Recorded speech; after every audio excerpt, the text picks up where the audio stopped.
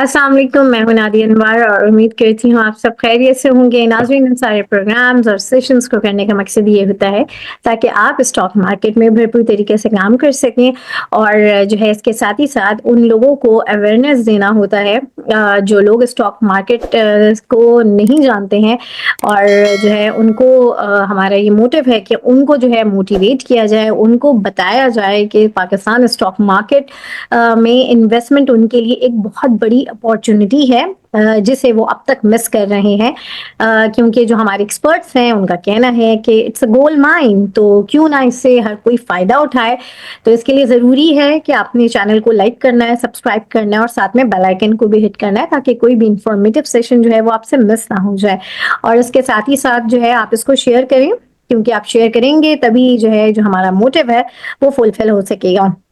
और डिस्क्रिप्शन में व्हाट्सएप का लिंक है, आप वो भी ज्वाइन करें ताकि आप हमारे लाइव सेशन का हिस्सा बन सकें और इसके साथ ही साथ जो है आप अपडेटेड भी रहें। और ये भी मैं अनाउंस कर दूं, और पीछे अब मैंने काफ़ी दफ़ा अनाउंस किया है कि जो लोग हमारे प्रीमियम ग्रुप का हिस्सा बनना चाहते हैं वो जो है वो हमें क्या कहते हैं वो बिल्कुल बन सकते हैं। और उसमें एक जो बेनिफिट है कि उसमें हमारे एक्सपर्ट्स तो आपको ड्यूरिंग मार्केट जवाब देते ही हैं, साथ में सर नशिद भी आपको ड्यूरिंग मार्केट जो है आपके जो भी क्यूरीज होंगी उनको जो है वो ऑन टाइम जो है वो आपको आंसर करेंगे।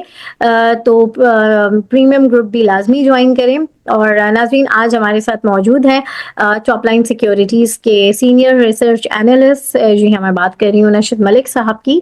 तो आइए उन्हें वेलकम करते हैं और उनसे मार्केट के हवाले से बातचीत करते हैं। अस्सलाम वालेकुम सर। वालेकुम अस्सलाम। जी सर, कैसे हैं आप? मैं ठीक। सर, सबसे पहले तो जो है मैं प्रोग्राम शुरू करने से पहले जितने भी हमारे पार्टिसिपेंट्स हैं मैं उनको ये कह दूं कि आप लोग ज़्यादा से ज़्यादा जो है अपने जो क्वेश्चंस हैं वो इंटरैक्टिव सेशन है, तो आप अपने माइक के थ्रू जो है हमसे सवाल करें। जो रिटन क्वेश्चंस होंगे उनको एज सच इतना मैं एंटरटेन नहीं कर पाती, एक तो टाइम का भी इशू होता है, तो बेहतर है कि बद्दी करे ना। रेज हैंड करके जो है वो करें और अपने माइक, बद्दी जिसका माइक खुला हुआ होगा मैं उसको बिल्कुल ब्लॉक कर दूंगी। सॉरी, ठीक है, तो इससे डिस्टर्बेंस होती है, तो काइंडली अपने अपने माइक का आप लोग को खास ख्याल रखें कि वो ऑफ रहे। सर, नोवेयर प्लीज आप अपना माइक ऑफ करें, मैं बार बार आपका माइक ऑफ कर रही हूँ, आप बार बार ऑन कर देते हैं और बहुत डिस्टर्बेंस है आपकी तरफ से। ओके, एनीवेज सर, सबसे पहले तो जो है मैं ये जानना चाहूँगी कि अभी जो हमारी मॉनेटरी पॉलिसी आने वाली है 27 जनवरी को, क्या लग रहा है कि कितने परसेंट की कमी बेशी होगी? और जो है क्या लग रहा है कि क्या इस वक्त हमारे नंबर्स जो हैं वो सिंगल डिजिट वाला जो है वो कब तक फुलफिल हो जाएगा? कितने परसेंट के चांसेस हैं, क्या होगा और उसके बाद वो मार्केट उस चीज़ को किस तरह से असर लेगी, थोड़ा सा इसके हवाले से बताइए। जी, पॉलिसी रेट में कमी का ही इम्कान है, बेशी का कोई वो नहीं है मार्जिन, तो कमी का ही इम्कान है ज़्यादा। और ये है कि 1% से 2% तक का रिडक्शन होगा, तो जो अभी पॉलिसी रेट 13% पे है वो 12-11% पे चला जाएगा। लेकिन ये है कि ये 12-11% पे जाना कोई इतना सिग्निफिकेंट नहीं है, क्योंकि ऑलरेडी जो काइबोर है और जो यील्ड्स वगैरह हैं वो ऑलरेडी 12% से नीचे चली गई हैं। तो ये पॉलिसी रेट नीचे जाना मतलब कोई इससे कोई इम्पैक्ट नहीं आएगा। हाँ, मे बी जो है वो सेंटिमेंट में फर्दर इम्प्रूवमेंट हो, लेकिन आई डोंट थिंक प्रैक्टिकली कोई इसका इम्पैक्ट नहीं आएगा, क्योंकि ऑलरेडी काइबोर और हर चीज ऑलरेडी नीचे है। काइबोर भी नीचे है, पीकेआरबी के रेट्स नीचे हैं, हम्म। यील्ड्स वगैरह नीचे हैं। जितने भी ऑप्शन हुए हैं अभी रिसेंटली उनमें यील्ड्स भी नीचे थी, बिलो 12 या 12% के अराउंड। तो पॉलिसी रेट तो ऑलरेडी मार्केट ने 12% से नीचे कर दिया है, 11% तक कर दिया है, तो वो प्रैक्टिकली तो कुछ फर्क नहीं पड़ेगा। लेकिन हाँ, स्टेट बैंक ऑफ पाकिस्तान की भी एक स्टैंप लग जाएगी कि पॉलिसी रेट जो है वो 11% हो गया है या 11.5% हो गया है या 12% हो गया है 13% से। बाकी के सिंगल डिजिट्स में पॉलिसी रेट अल्लाह ना करे जाए, क्योंकि हम ऐसी गलतियां पास्ट में करते रहे हैं, तो अल्लाह ना करे कि सिंगल डिजिट में ले जाएं पॉलिसी रेट को। पॉलिसी रेट को डबल डिजिट में ही रहना चाहिए, लेकिन ये है कि 10-11% तक हो जाए और वहां पे रुक जाए, इतना काफी है। तो सही ये है। सही। अच्छा, यहाँ पर जो है आप हमारे जितने भी पार्टिसिपेंट्स हैं उनको मैं कहूँगी कि अपने सवाल जो है वो जल्दी-जल्दी कर लें, क्योंकि टाइम ऑलरेडी बहुत शॉर्ट है। तो जो है आखिर में आप लोगों के सवालात आने लगते हैं और वो फिर सवाल एंटरटेन करना बहुत मुश्किल होता है। जी, फ़ाहद खान कीजिए अपना सवाल। अस्सलाम वालेकुम नादिया, शुक्रिया। वाह! आप एक बड़ा अच्छा प्रोग्राम अरेंज करती हैं जिसमें हमें चलने मौका मिलता है। अच्छा, मुझे मेरा सवाल ये था कि एंग्रो होल्डिंग जो है वो इसका अल्टीमेट टारगेट कितने तक हो सकता है 2024-25 में? और दूसरा ये है कि मार्केट का जो टारगेट्स हैं उनके बारे में भी कुछ बता देंगे। 1 लाख कोई 1,58,000 का टारगेट दे रहा है 2025 का, कोई 81,000 का चार्ज वो दे रहा है टारगेट। तो कितना कहाँ तक मार्केट 2025 में जा सकती है? जी, thank you.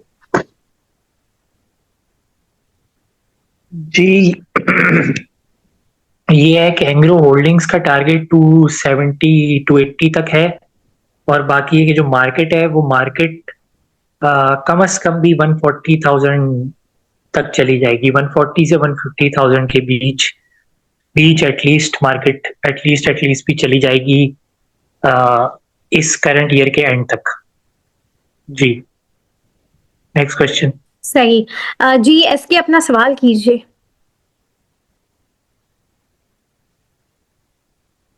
Ji, SK. Hello, हाँ। अस्सलाम वालेकुम। जी, जी, जी। वालेकुम सर जी, सलाम। मेरा मेरा सवाल ये है कि ऑटो सेक्टर आपको अभी कैसा लग रहा है? काफ़ी दिनों से ऑटो सेक्टर कंटिन्यू बढ़ रहा है, और इसमें खास तौर पे गैल है, जीएनएचआई है। तो इसका आप लोग क्या समझते हैं, कहाँ तक जाएगा ये? मैं तो पता नहीं कब से ऑटो सेक्टर पिच कर रहा हूँ, पता नहीं आप जिसने भी मेरे सेशंस फॉलो किए हैं, यानी कि लोग मेरे से बैंक का सवाल करते थे, मैं उन्हें कहता था कि बैंक का क्या करोगे, ऑटो ले लो। तो वही चल रहा है पिछले यानी कि आप पुराने मेरे सेशंस की रिकॉर्डिंग देख लें, 3-4 हफ्ते पुरानी, 5 हफ्ते पुरानी, मैं तो ऑटोज ही कर रहा था।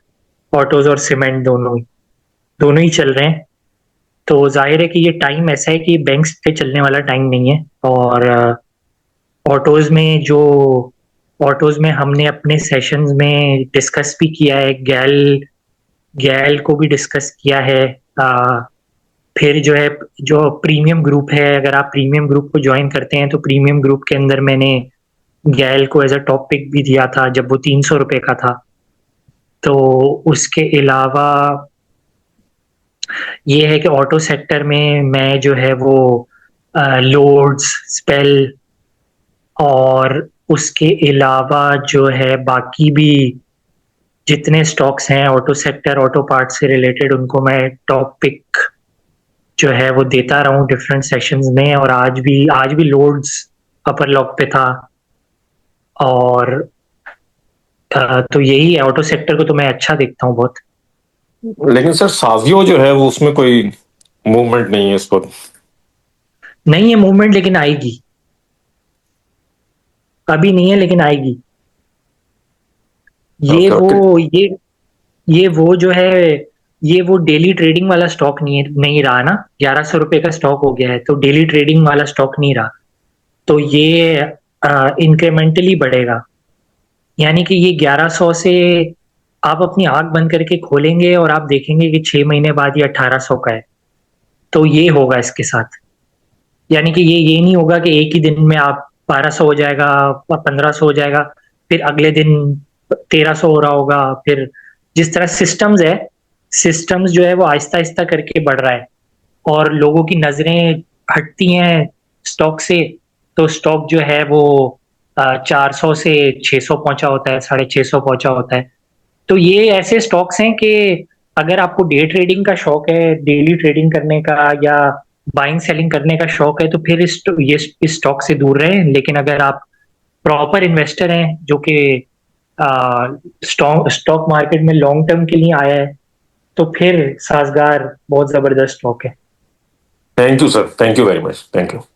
जी, नुवेर अपना सवाल कीजिए। जी, नुवेर प्लीज़ अपना क्वेश्चन कीजिए।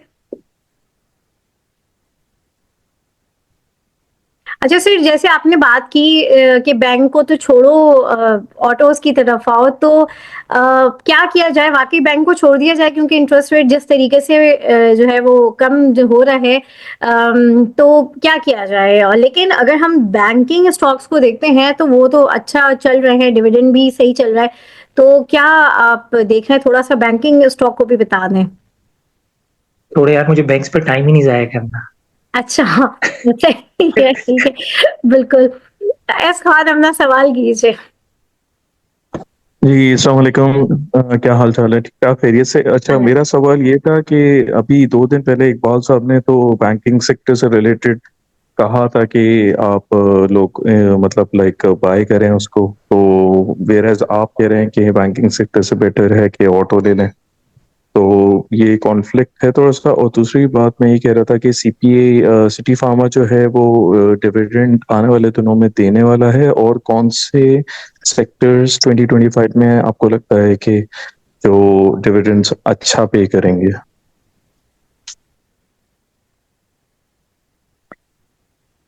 देखिए, डिविडेंड पेइंग स्टॉक्स एक सेपरेट कैटेगरी होती है।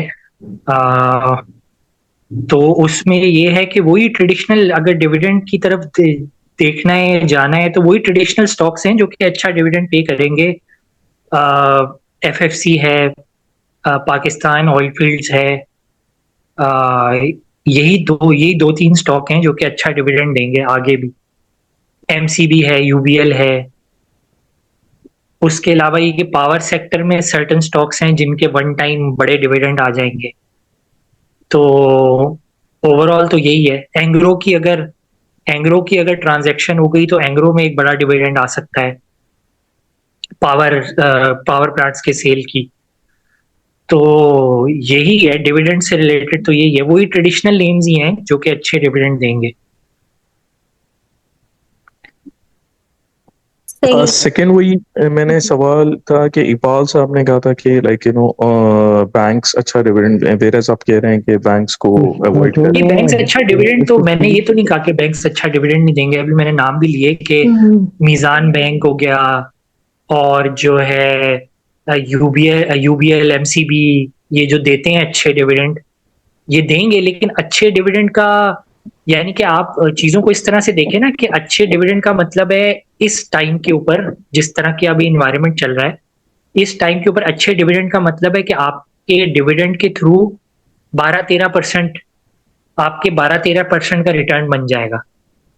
12-13% का रिटर्न बनाना ऐसी मार्केट में, जो मार्केट 20-30% कम से कम मार्केट बढ़ जाएगी, तो ऐसी मार्केट में 12-13% का रिटर्न बनाना कोई अच्छी बात है या बड़ी बात है?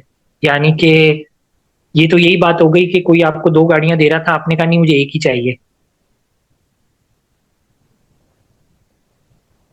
ठीक है, थैंक यू सो मच। सही। अच्छा देखिए, हर एक्सपर्ट की अपनी अपनी राय होती है, ठीक है, लेकिन अगर आप जो है, अगर आप उनकी जो है सेशंस को फॉलो करते हैं तो आपको पता चलेगा कि इन्होंने भी मना नहीं किया डिविडेंड का। अगर वो कह रहे हैं कि हाँ बैंकिंग में है, तो हर किसी का अपना अपना एक होती है कि हाँ बैंकिंग, उन्होंने कहा कि बैंकिंग को छोड़ना नहीं है, डिविडेंड पेइंग है। और सर ने भी कुछ बैंक्स के नाम लिए, तो बैंकिंग सेक्टर को अभी इतना बुरा नहीं समझना चाहिए। जी बासित फारूक साहब, आप अपना जल्दी से सवाल कीजिए। जी अस्सलाम वालेकुम। जी वालेकुम सलाम सर। अच्छा जी, ये अदर स्टॉक्स में रखा गया था स्ट्रेटजी रिपोर्ट में एजीपी फार्मा को, तो फार्मा सेक्टर में आजकल काफी वॉल्यूम पड़ रहे हैं। आपका कोई इरादा है इसको कवर करने का? और दूसरा ये कि इसमें चौथे क्वार्टर में कितनी अर्निंग और आइंदा क्या टारगेट वाइज देखते हैं इसमें? चौथे क्वार्टर की बहुत अच्छी अर्निंग्स आएंगी सबकी, क्योंकि सबने प्राइसेस बढ़ा दी थी। और जो प्राइसेस बढ़ाने का जो फुल इम्पैक्ट आएगा वो इस दिसंबर क्वार्टर के अंदर आएगा।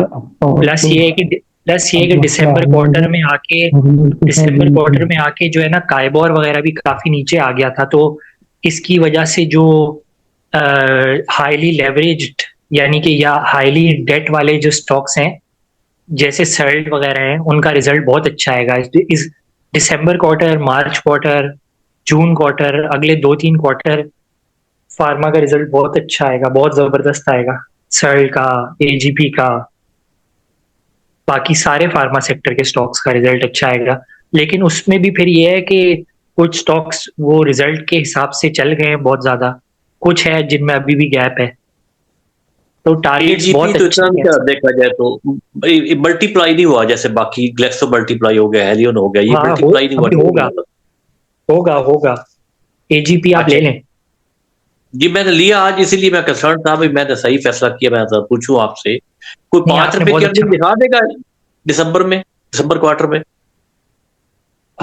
एग्जैक्ट तो मुझे अर्निंग देखनी पड़ेगी, लेकिन अच्छी अर्निंग दिखाएगा, यानी क्योंकि अगर दोनों क्वार्टर जी, क्वार्टर क्वार्टर कोई यानी 50% की ग्रोथ आ जाएगी पिछले क्वार्टर के हाँ मुकाबले? 50 आनी चाहिए, इतनी ग्रोथ तो आनी चाहिए।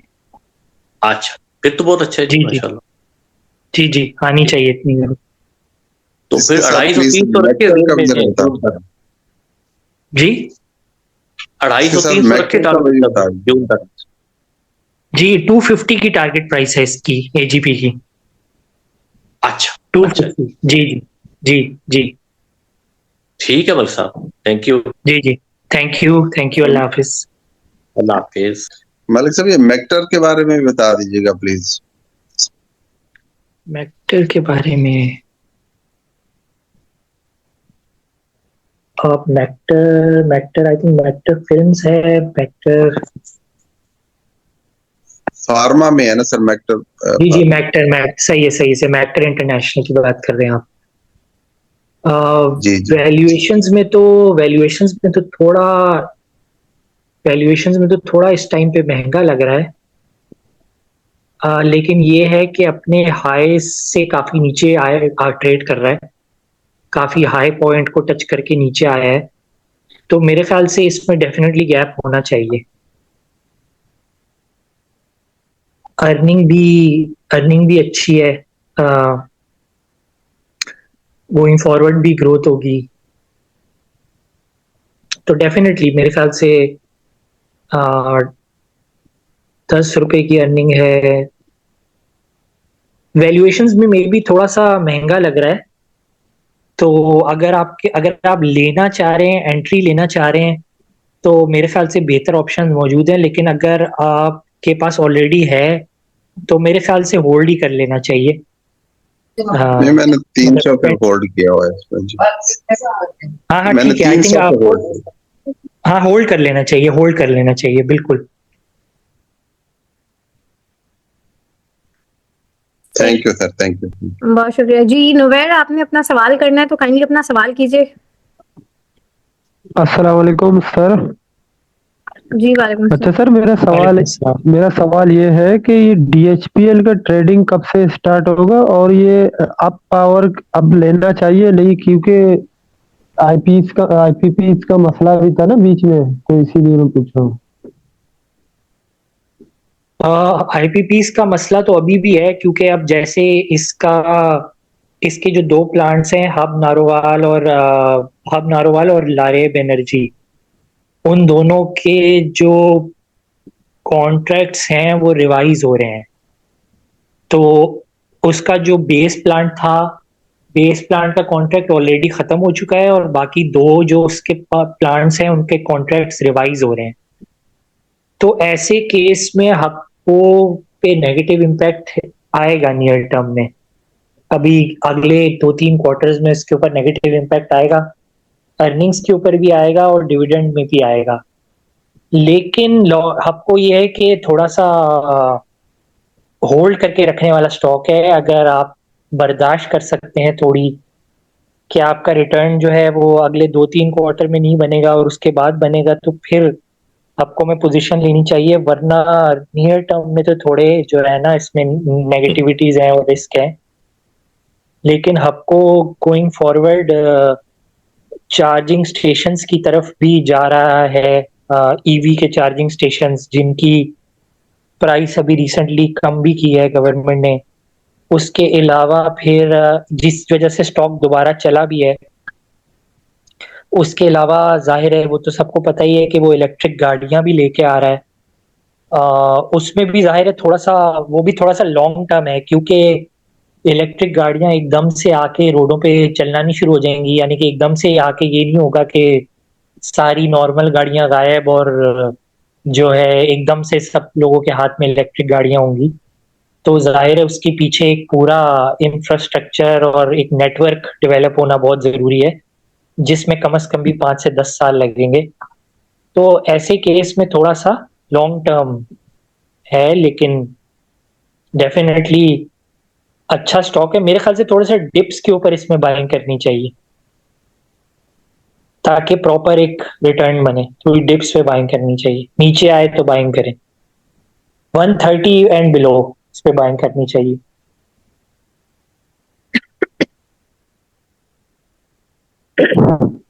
I also have a question, please. जी सर, अपना सवाल कीजिए प्लीज। अस्सलाम वालेकुम। वालेकुम अस्सलाम। मेरा नाम मोहम्मद अकबर है। वेव्स अप्लायंसेस के हवाले से तकरीबन 2 महीने हो गए इन्वेस्टमेंट किया है, और वेव्स अप्लायंसेस अभी स्ट्रगल कर रहा है काफी। अभी देखा है मैंने पिछले 1-2 महीने से, तो तकरीबन 13 रुपए प्लस की इसकी हमारी जो है वो बाइंग है, लेकिन अभी हमने होल्ड किया हुआ है इसको पेशेंटली। तो इसके फ्यूचर के बारे में आप क्या कहते हैं? मतलब इसकी कोई उम्मीद लगती है आपको कि ये या तो इसको अभी लॉस समझ के सेल आउट कर दें हम और फिर दूसरे शेयर्स के अंदर चांस लें, या अभी इसके अंदर कोई ऐसी फ्लेक्सिबिलिटी या आगे कोई पोटेंशियल आप फील करते हैं एज एन एक्सपर्ट? तो आप इस हवाले से जरा सी रोशनी डालिए, क्योंकि हमने कैपिटल जो भी हमारा जो है वो हमने पूरा उसमें वेव्स अप्लायंसेस के अंदर जो है वो इन्वेस्ट किया हुआ है, और हमने अभी तो बस रोजाना यही वेट कर रहे हैं, क्योंकि ये इसकी बड़ी अच्छी चल रही थी, पूरा रिदम में चल रहा था, अपर लॉक्स भी इसने काफी मारे हैं, तो और उसमें कमाया भी है हमने। लेकिन अभी जो सेकंड जो अभी खेप उठाई थी उसके अंदर वो जो है ना सारा ये रिवर्स हो गया तकरीबन। तो यही गुजारिश है आपसे कि काइंडली इसके हवाले से जरा सा बताएं हमें प्लीज। जी, मेरे ख्याल से जो है इंडस्ट्री में मैं पहला ही बंदा था जिसने पूरा बाकायदा शो किया था। सर आपकी आवाज स्लो हो गई। आपकी आवाज जी slow जी, हो अब आ रही है आवाज? अब आ रही है गई। आवाज? अब आ रही है जी। बाकायदा एक हमने शो किया था वेव्स ऐप के ऊपर। अगर आप वेव्स ऐप को देखें तो वेव्स ऐप के अंदर 2-3 चीजें हैं। एक तो ये है कि इसकी एक तो वैसी जनरली जो बेसिकली होता है कि जो अप्लायंसेस का बिजनेस है, अप्लायंसेस के बिजनेस को अगर हम देखें तो उसमें जो कैश साइकिल्स होते हैं ना या क्रेडिट साइकिल्स होते हैं वो थोड़े लंबे होते हैं। यानी कि जो कंपनी होती है वो अपने प्रोडक्ट्स बना के डीलर्स के पास रखवा देती है, होलसेलर्स के पास रखवा देती है, रिटेल आउटलेट्स के ऊपर रखवा देती है, अपनी भी और थर्ड पार्टी भी। तो बेसिकली वो जब आगे सेल होती हैं तो फिर उसके बाद जाके कैश की कलेक्शन होती है। तो इसकी वजह से इशू एक ये क्रिएट होता है कि फॉर द टाइम बीइंग इस तरह की कंपनीज को, वेव्स ऐप हो गया, पार्क इलेक्ट्रॉन हो गया, बाकी जितनी भी कंज्यूमर इलेक्ट्रॉनिक्स की कंपनीज हैं, इनको बेसिकली बोरोइंग करनी पड़ती है बैंक से, रनिंग फाइनेंस और शॉर्ट टर्म की बोरोइंग करनी पड़ती है। तो वो जो बोरोइंग है वो जाहिर है कि हाई पॉलिसी रेट एनवायरनमेंट में महंगी पड़ती है। और लेकिन अब जो जिस तरफ हम जा रहे हैं, जिसमें पॉलिसी रेट नीचे आ गया है, बैंक की फाइनेंसिंग हर चीज नीचे आ रही है, तो ऐसे एनवायरनमेंट में इस जैसी कंपनी को काफी बेनिफिट होगा। ठीक है, फिर उसके अलावा ये ज्यादा से ज्यादा बोरोइंग कर पाएगा अपने प्लांट को ज्यादा चलाने के लिए, क्योंकि इसके बहुत सारे प्रोडक्ट्स थे जो कि बंद पड़े हुए थे। यानी कि ये जो है वो काफी टाइम हो गया है, 2-3 साल हो गए हैं कि ये एसी भी नहीं बना रहा, हालांकि ये एसी बनाता था और इसके एसीज की बहुत अच्छी रिस्पॉन्स थी। और अगर आप ये देखें कि मतलब पार्क इलेक्ट्रॉन ओवरऑल तो अच्छी कंपनी है, और specially park electron deep freezer और फ्रिज वगैरह के अंदर और बाकी पावर सेगमेंट के अंदर बहुत ही, मैं कहता हूँ, एक जबरदस्त पाकिस्तान की कंपनी है जिसके ऊपर हमें फख्र होना चाहिए। लेकिन पेल के एसीज काफी एवरेज क्वालिटी के होते हैं, तो जब पेल के एसीज भी सेल हो रहे हैं तो वेव्स के एसीज भी सेल होंगे। बाकी एक डीप फ्रीजर्स और वेव्स ट्रिपलेट वगैरह, उसके अंदर तो वेव्स का नाम है ही ऑलरेडी। फिर वेव सिंगर के जो पुराने इलेक्ट्रॉनिक्स के प्रोडक्ट्स हैं जिसमें वाटर हीटर्स, गीजर्स वगैरह, डिस्पेंसर्स वगैरह आते हैं, सिलाई मशीनें आती हैं जो कि वो हमारे वो तारिक अजीज साहब थे ना, उनके शो में भी जो बढ़ती थी। तो ये है कि इसको बेनिफिट होगा। फिर उसके अलावा अगर आप एक और चीज देखें कि आजकल हमारी इकोनॉमी में जिस तरह के हालात हो गए हैं, तो लोग क्रेडिट कार्ड के ऊपर, लोग जो है वो किस्तों के ऊपर इलेक्ट्रॉनिक्स का सामान लेते हैं, चाहे वो फ्रिज हो, टीवी हो। तो वो किस्तें भी सस्ती हो जाएंगी जैसे जैसे ये पॉलिसी रेट नीचे आ रहा है। तो लोगों के पास वहां से भी एक अपॉर्चुनिटी, फिर जनरली भी लोगों की इनकम बेहतर हो रही है आहिस्ता आहिस्ता, क्योंकि करेंसी स्टेबल है बहुत अरसे से, इन्फ्लेशन थोड़ी बहुत कंट्रोल हुई है। इनकम किसकी और बेहतर हो गया? हाँ नहीं नहीं, कैरी ऑन प्लीज। हाँ, मैं नहीं, रिलेटिवली बेहतर हुई है, क्योंकि देखें पिछले 2 सालों में लोगों ने, बहुत सारी कंपनी ने लोगों की वेजेस तो एडजस्ट की हैं, यानी कि वेजेस तो बढ़ाई हैं, लेकिन वहां से जो महंगाई है वो पिछले 1-1.5 साल में कोई उस तरह से नहीं बढ़ी जैसे पिछले 3-4 साल में बढ़ रही थी। तो ये है। और बाकी उसके अलावा ये कि वेव्स ऐप जो है करीब किसी बड़े फर्म के साथ, बड़े बड़े चाइनीज प्लेयर के साथ पार्टनरशिप करने वाला है, यानी कि वो जो प्लेयर है वो हायर ब्रांड के लेवल का एक प्लेयर है जिसके साथ पार्टनरशिप करने वाला है वेव्स ऐप। तो ऑब्वियसली ये बहुत सारी चीजें हैं जो कि वेव्स ऐप, पार्क इलेक्ट्रॉन, इन जैसी कंपनीज के फेवर में। That's good. ठीक है, तो अभी होल्ड किया जाए। ओवरऑल बिल्कुल, आपकी बिल्कुल। बातों से यही लगा कि अभी उसको फर्दर उसको होल्ड किया जाए, अभी उसमें जल्दी ना बिल्कुल जाए। होल्ड।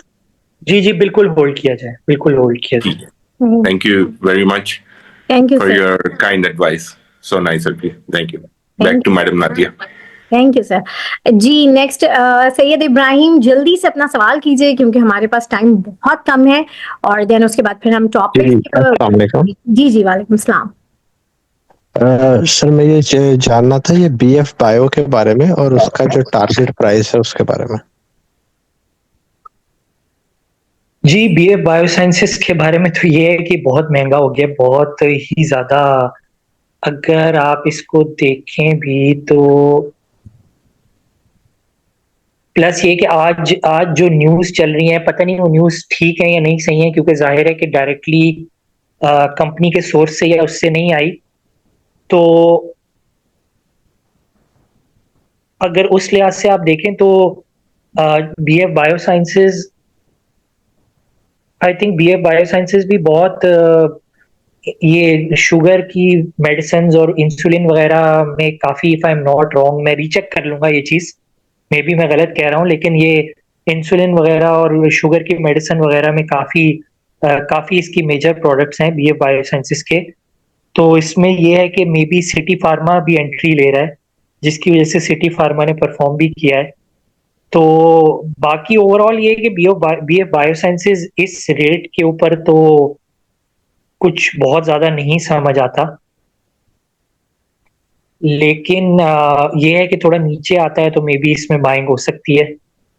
इस रेट के ऊपर तो एटलीस्ट मुझे फंडामेंटली तो बिल्कुल नहीं समझ आता। थैंक यू जी। सही, बहुत शुक्रिया। अच्छा सर, यहाँ पर हमारे पास टाइम, अच्छा सामा आपका सवाल है, जल्दी से अपना सवाल कर लीजिए एडवोकेट उसामा, जी जल्दी। Thank you very much. मैं जल्दी से सवाल कर लेता हूँ सर। मेरे 3 क्वेश्चन हैं। पहला मेरा क्वेश्चन ये है कि ये ट्रम्प की जो हलफबरदारी हो रही है अभी लाइव मैं टीवी पे देख रहा था, इसका क्या इम्पैक्ट पड़ेगा। सेकंड सर मेरा क्वेश्चन है कि मैपल लीफ का बता दें, क्योंकि लास्ट मैंने आपका प्रोग्राम देखा था उसमें आपने मैपल लीफ का बाय का कहा था, मैंने 44 पे बाय किया है।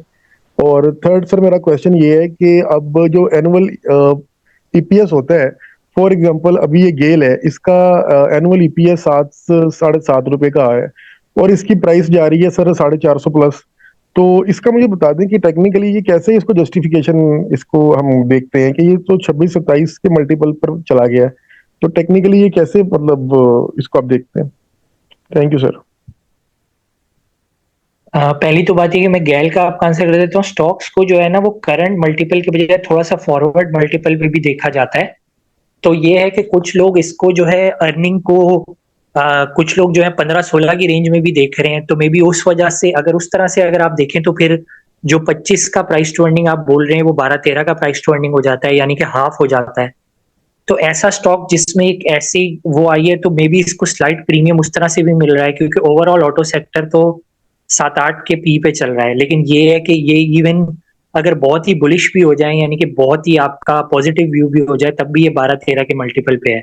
तो हाँ, आप सही कह रहे हैं, क्योंकि इसी वजह से यही चीज होती है फंडामेंटल एनालिसिस। तो इसी वजह से मैंने जो पर्सनली इसका टारगेट दिया था वो 400 से 420 के अराउंड के बीच दिया था।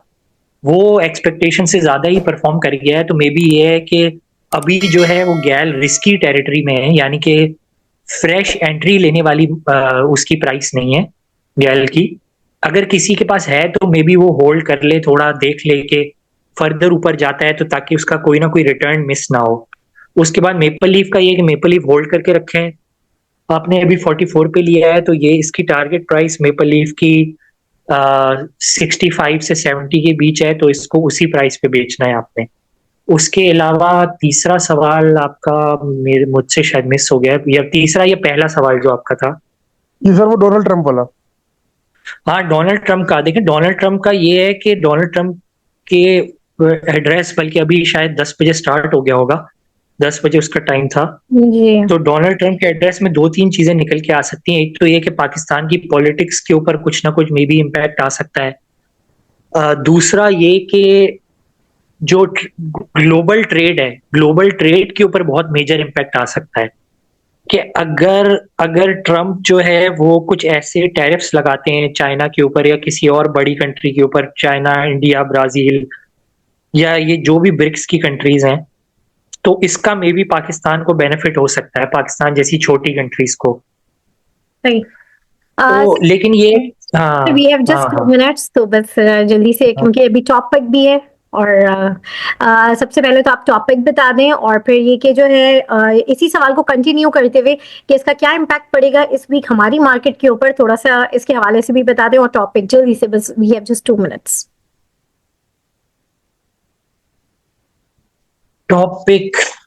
टॉपिक जो है मेरी होगी लकी सीमेंट। ओके ग्रेट, सही। और सर क्या इम्पैक्ट होगा मार्केट के ऊपर इस वीक, आप किस तरह से देख रहे हैं कि आज की जो है वो इसके बाद जो है इस सेरेमनी के बाद क्या इम्पैक्ट आएगा मार्केट में, कैसे आप देख रहे हैं जल्दी से?